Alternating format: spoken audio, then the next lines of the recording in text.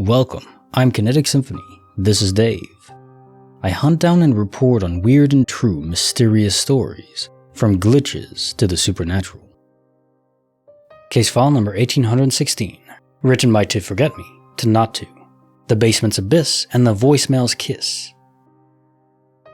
This will always stick with me, because I cannot explain it to this day. Back in 2015, when I was just out of college, I moved to southern Delaware, I know, horrible, to live with friends and my boyfriend at the time. I'm a musician, so I traveled around to play shows in different towns. I had an old friend reach out to me, about 6 months after I had moved, to come back up to upstate New York to play a show. I took my boyfriend and 3 friends with me to the show.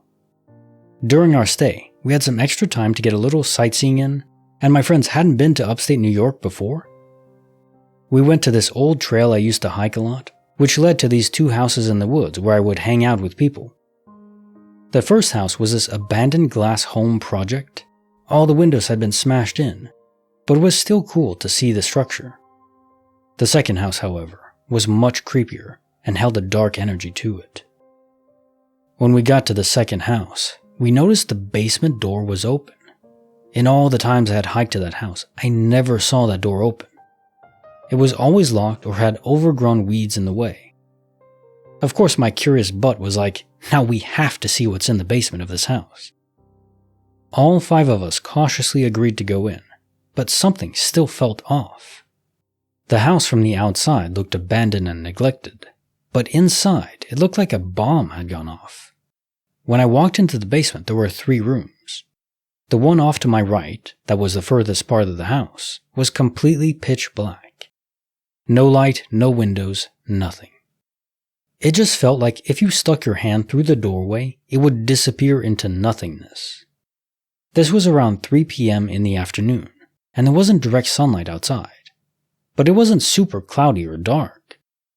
So of course, with my 3 friends and boyfriend watching me, I approach the doorway, but for some reason, I can't bring myself to walk through it.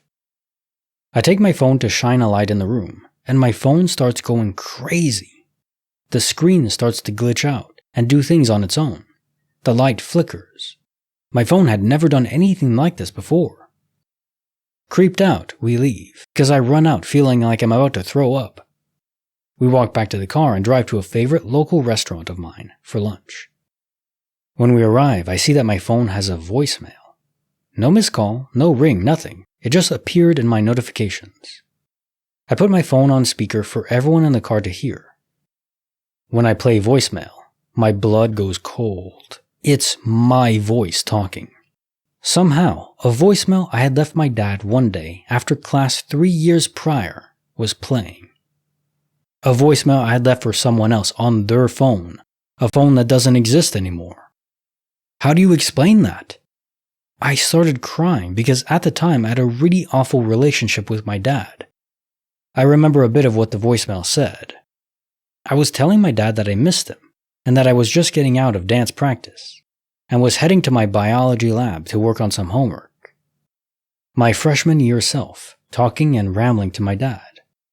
Somehow, this voicemail made its way through time and space, and landed on my current phone at the time.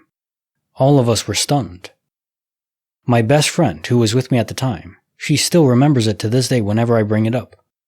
Every once in a while, I think about that day, and it makes me cold when I do.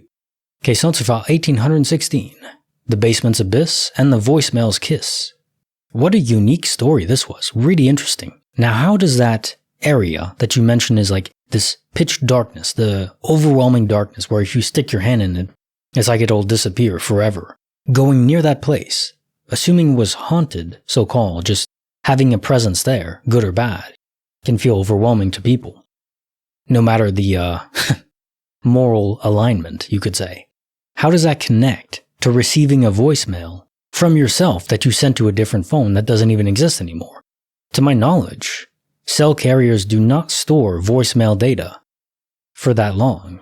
And even if they did, why would it be sent to you in that moment, just after experiencing this wild event of paranormal intensity? The timing seems to indicate that it is related.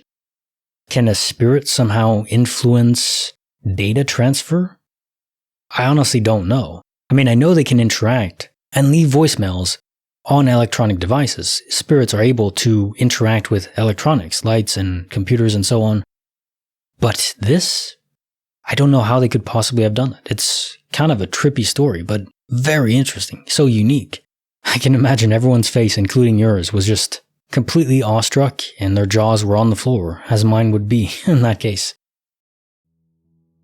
Case file number 1817, written by Inspork.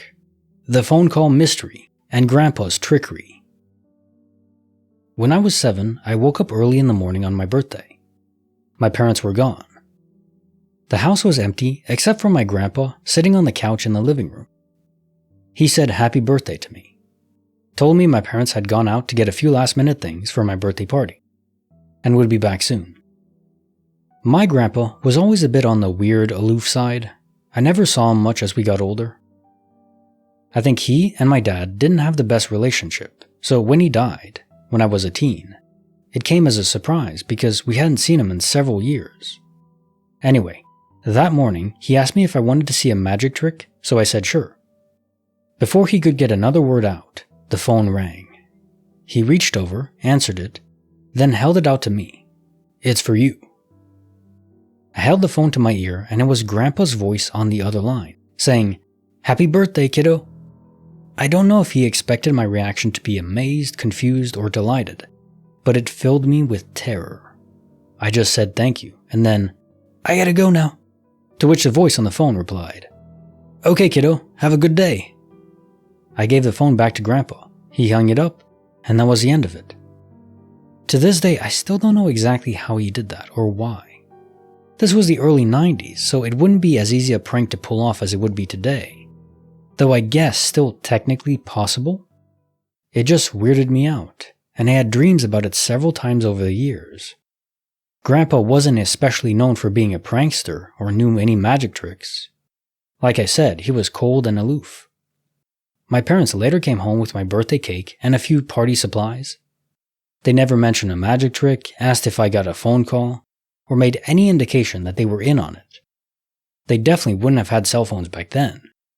I remember all that through an uncanny lens now. I'm sure it's just my mind coloring the memory as I age, but I remember everything about it just creeping me out and giving me an off feeling. Grandpa's mischievous grin as he held out the phone for me. That voice on the line that was so unmistakably his voice. I have scared myself a few times thinking, if he was sitting right next to me, who was on the phone? If he was on the phone, who was sitting next to me? I just wish I had gotten a chance to ask him about it and finally get an explanation. Case file 1817. The Phone Call Mystery and Grandpa's Trickery. Okay, so trying to piece together how I would do this if it was a prank from your grandpa. You say he wasn't the prank type, but just entertaining the thought to help aid myself in my ability to do pranks later on. Let's go with that. So how would I do this? Okay, it's the 90s. You don't really have cell phones. So the first step, you need an accomplice that is going to ring at a specified time. Now, he didn't control when you came down, but that's just a random variable that a lot of magicians play with. Kind of a gamble. If it doesn't go off on time or before or after, whatever, they just roll with it. And so assuming that's the case, they had a prearranged time to call from an accomplice at a landline phone in a different house. One of his friends maybe, or maybe your parents, and they never mentioned it was a prank. But yeah, assuming that's the case, he would have to pre-record his voice on a record player, and they did have those in the 90s. Not digital, it would be on tape, but you could do that. Yeah, he would have to guess kind of what you would say. You're saying, "Okay, kiddo, have a good day." That's not too hard to believe. It couldn't be his soul because he was the one that proffered it as an example. Listen to this, it's me. Unless it wasn't really your grandpa there. That is another possibility. If it was just his soul talking through the phone. That's kind of cool to think about too, but no matter what, even if he was aloof and not really there, at least he was in this moment and you have this memory that you can cherish for the rest of your life. It's a good thing to have. It really is. And, he created that for you. So that's something. Nothing to scoff at. Now time for the joke of the day. My son can only memorize 25 letters of the alphabet. He says he doesn't know why. He'll never know why. Like the video, subscribe, hit the bell. Kinetic Symphony signing off.